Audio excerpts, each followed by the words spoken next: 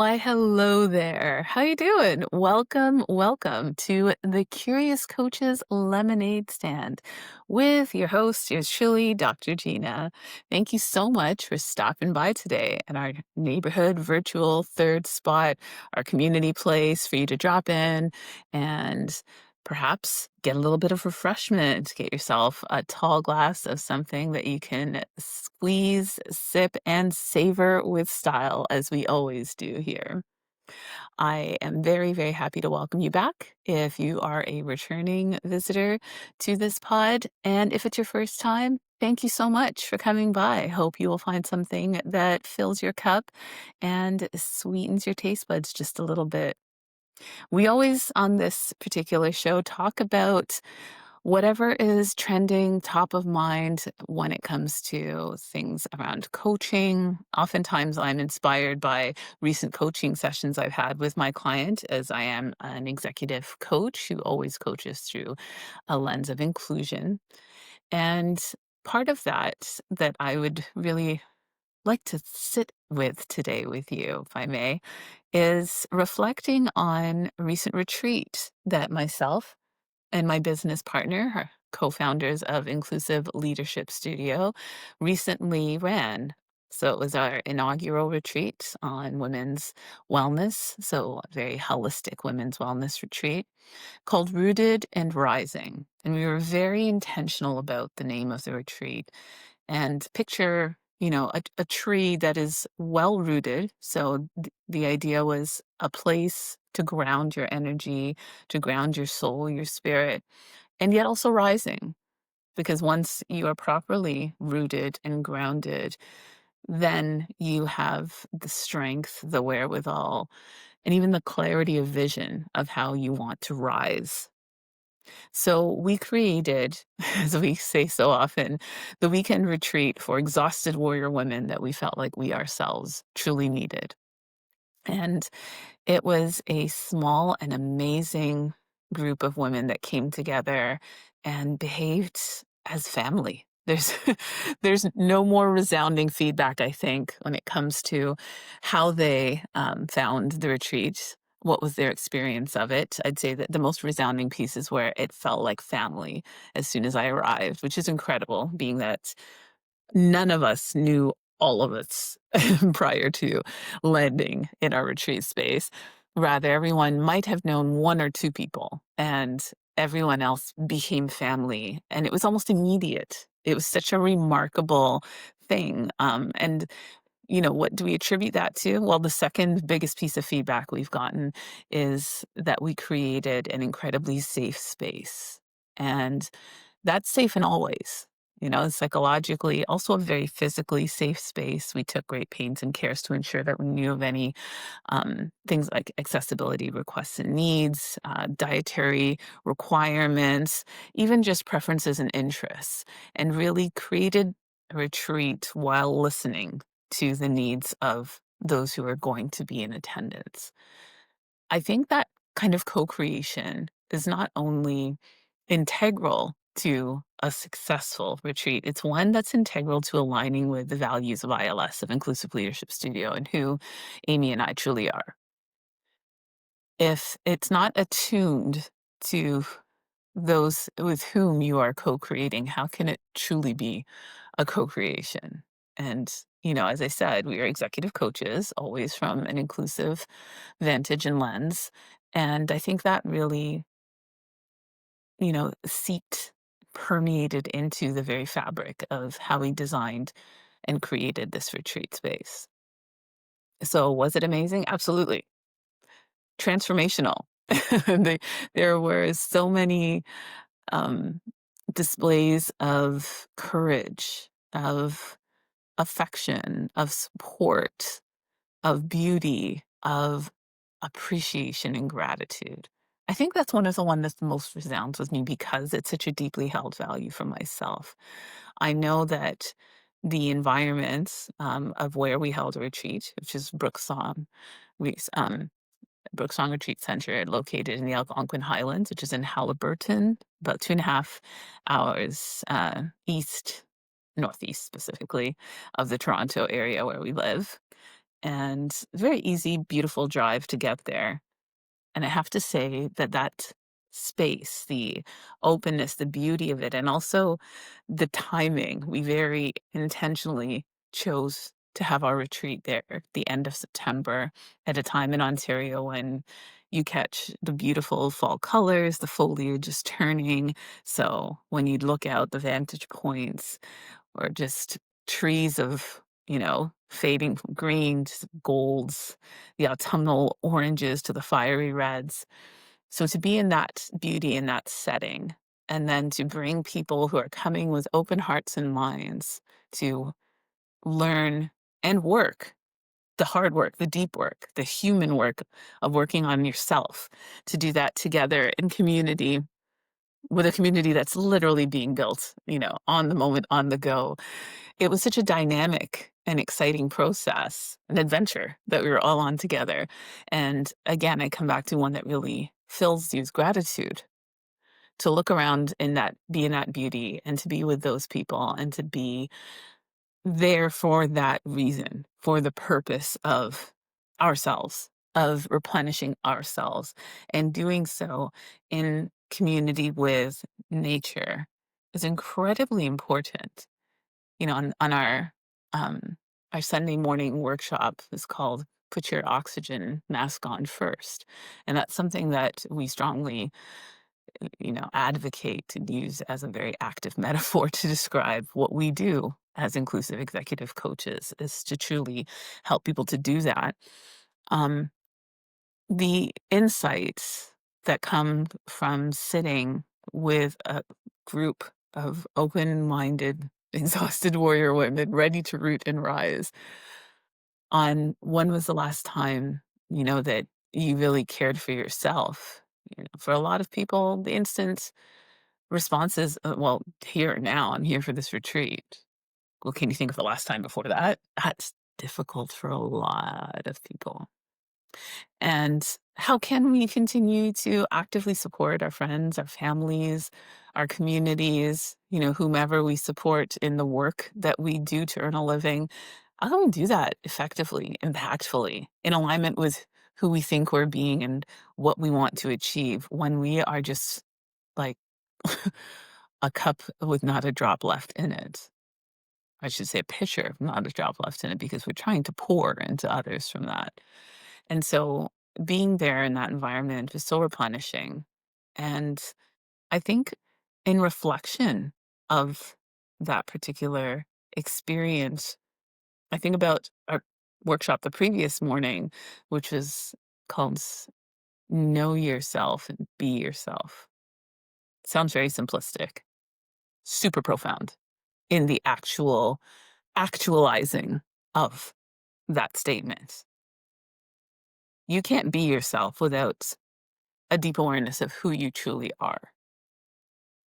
And once you have that deep awareness of who you are, there's a selection process that happens too, right? The wheat from the chaff, the harvesting, which again very much aligns with this fall time, the harvest time. It's deciding, okay, I understand who I am, what makes me up. What do I want to keep about this? What do I truly love about it? What resonates? And that can change, just like the autumn colors. I think that is something that is so under-recognized, and we often actually judge it rather than get curious about it, which is always the coach approach. We judge it because we think, well, that's not what you used to love. That's not who you wanted to be. And we do that to others. We do it to ourselves, absolutely, as well. And yet, why can't we change? Why wouldn't we? I think one of the most concerning things for me was if I still wanted to be the same person I wanted to be 5 years ago, 10 years ago, 15 years ago. That wouldn't make sense. To me, that would mean I haven't evolved. I haven't gained wisdom from what I've lived through.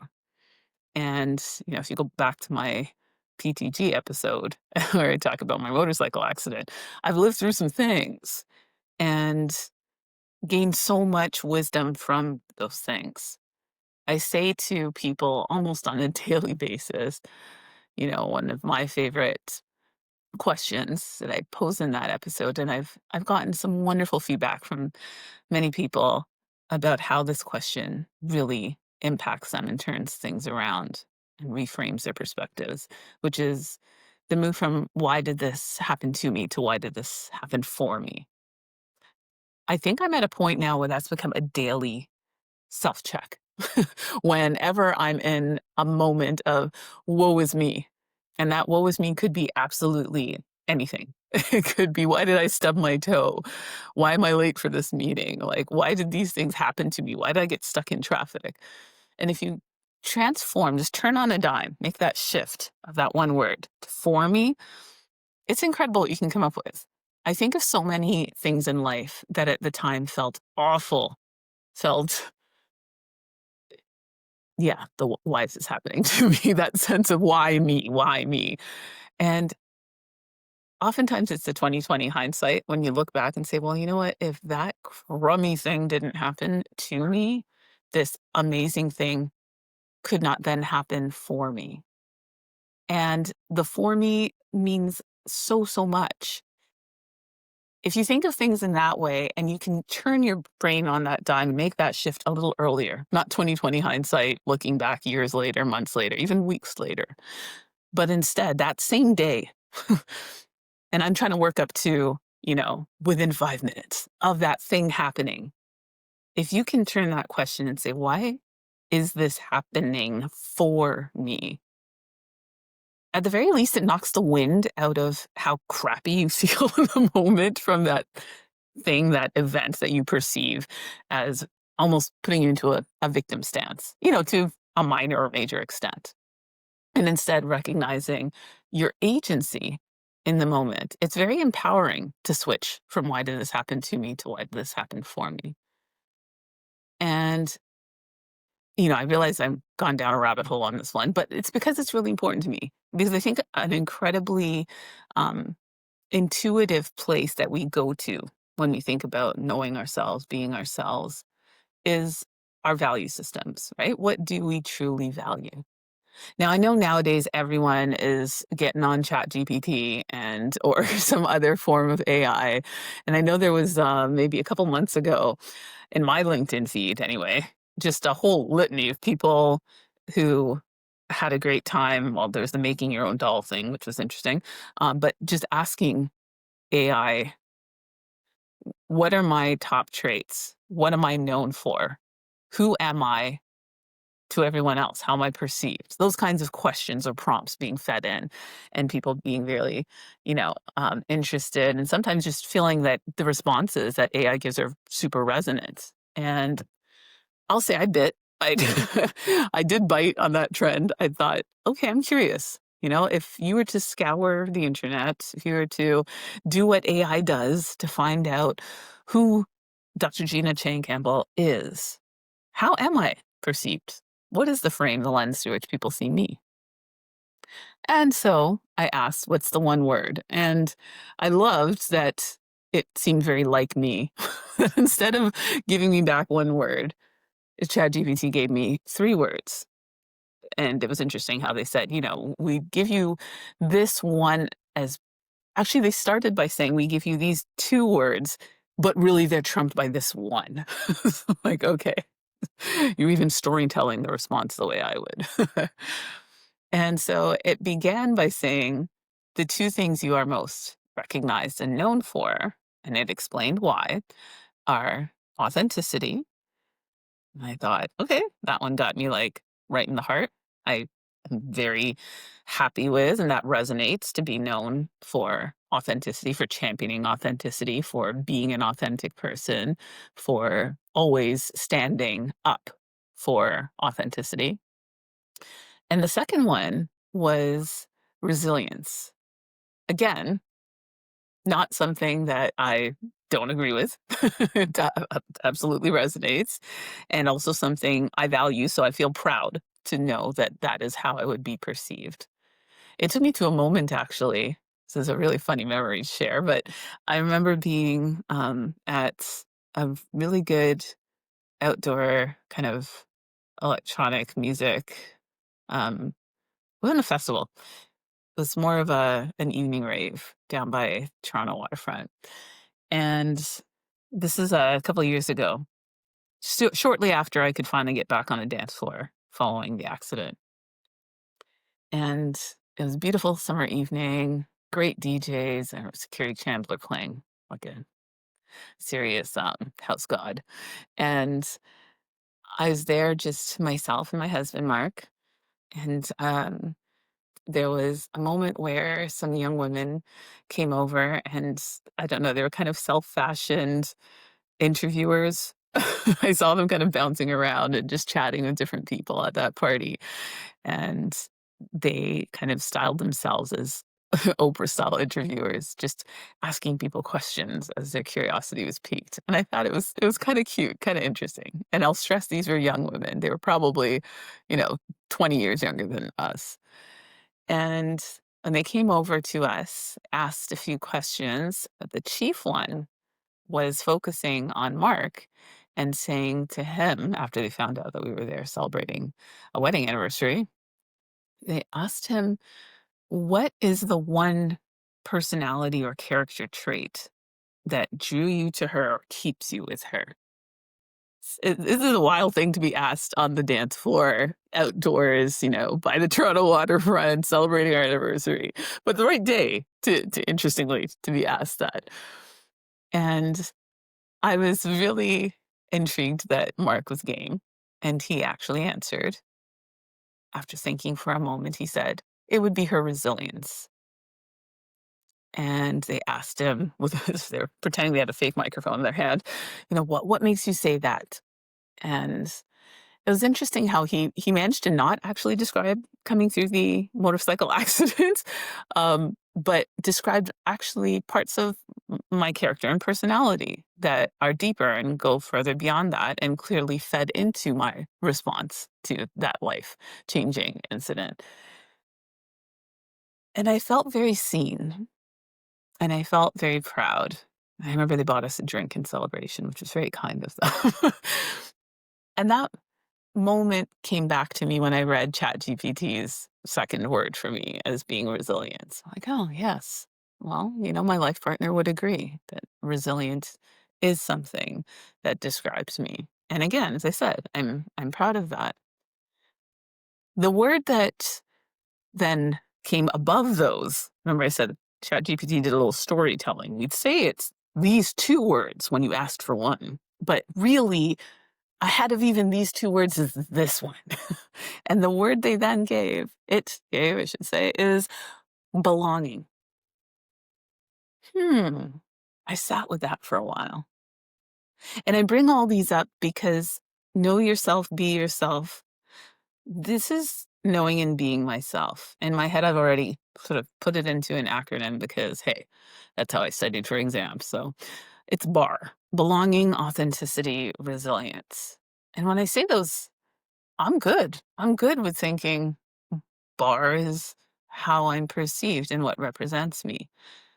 Now, belonging to me, authenticity is very much hand in hand with belonging, right? Why do people not behave authentically? Oftentimes, it's a fear of not fitting in, of not being accepted for who they are because it's different and it stands out from the crowd. And that might be perceived in a negative light. And yet, when we are authentically ourselves, I would argue that's when we can most belong. That's sustainable belong. I'm all about the sustainability. You can only pretend to be someone else for so long before that starts to crack and the real you bleeds through, and or your resentment builds up and your energy is so drained from trying to maintain and manage the facade that you've created one way or another. You, the facade, your relationships, something's gonna break, and it's not gonna be a way that you enjoyed. And so being known for belonging and authenticity make very much sense to me. And I would also argue to be authentic requires a level of personal resilience. Resilience for me being partly at least defined as the ability to keep going, to stand up under pressure. If others explicitly or you feel the nuanced, implicit and tacit push for you to behave in a certain way, to belong, well, you're going to shove your authenticity down. So it takes a level of resilience to be authentic and to belong. I think for me, and what really pushed me to co found Inclusive Leadership Studio is the belief that belonging fundamentally is a human need. When you think of the human need for connection, connection is the need to belong in relationship. And if there are systems, and I think of what we do as a leadership studio, if there are systems like corporate structures, for example, that are created based on dominant viewpoints and therefore demand a level of conformity, a level of reflection of themselves in order for you to fit in and belong, then authenticity gets shoved and tamped down, right? That gets squelched in that process. And I'd like to think that my approach to bar is truly based in not just recognizing the value of authenticity, but being strong enough to enact it, not just for myself, but for others. And I think that's what I'm most proud of when it comes to our retreat. And I think Amy would agree with me. That feedback that we created that safe space and a sense of family, I feel like that feedback held up a mirror to me. It echoed what ChatGPT told me months ago, that what I come across as being, bringing, believing in, creating, is belonging, authenticity, and resilience. And I'm good with that. So I can know that and I can be that and I can know it and be it for myself and for others. And if I live and behave in accordance with those values, life gets a little simpler. Ironically, it gets a little easier. I breathe better because I am myself. And so all of this reflection is really, I think, in light of a gratitude I want to share for the amazing experience that was that retreat, for the amazing opportunity that we were granted by these wonderful women who trusted us to create that space for them and who had the courage to co create it actively before getting there, while being there, after being there with us. And I think for me, unlocked a real sense of purpose around community building. I feel that's a message that keeps reverberating in the cosmos back to me over and over again as my 2025 lesson to take on board. So I'm going to keep trying to build and grow on that. And I think it's a good moment now to do what I do. I know this is a part of the pod that lots of people look forward to, bringing out the Tarot of the Divine. So if it's your first time here, I always like to come to a close the end of each session by pulling a card, tarot card from this Tarot of the Divine deck by Yoshi Yamamoto, which actually depicts, sort of takes some creative license with the classic Rider-Waite tarot card depictions of the deck images and actually is inspired by myth, stories, legends from around the world and uses those, leverages those to depict instead. So I'm shuffling on camera here, as I always do, to show you I will pull one random card, and that random card is going to ground us for today's episode in terms of what is it that we need to know about this topic. Today's card I pulled is the Page of Coins. I remember her name is Gerda. I can't remember the actual um, legend behind Gerda. It's a Northern European one. Um, but what I can share is the classical meaning of the Page of Coins, also known as the Page of Pentacles. And as a suit, pentacles or coins are all about the material world. So, yes, it can be about things like money and goods and tangible things. Can also be referring to or connecting with our deepest relationships, the most sustaining ones in our lives, the closest ones, closest bonds. And so anything with a page is about learning, it's about newness. And so Page of Coins can be a new friendship, it could be a new learning, a new relationship. For me right now, I think of the Page of Coins as a perfect, because the cards never lie, thank you. Um, a perfect kind of encapsulation of what I've just been talking about of the creation of a new community, of a collective. Started at this retreat, I'll say. That's really, a culmination of what Inclusive Leadership Studio has been working hard to create that safe space and new opportunity to know yourself and be yourself.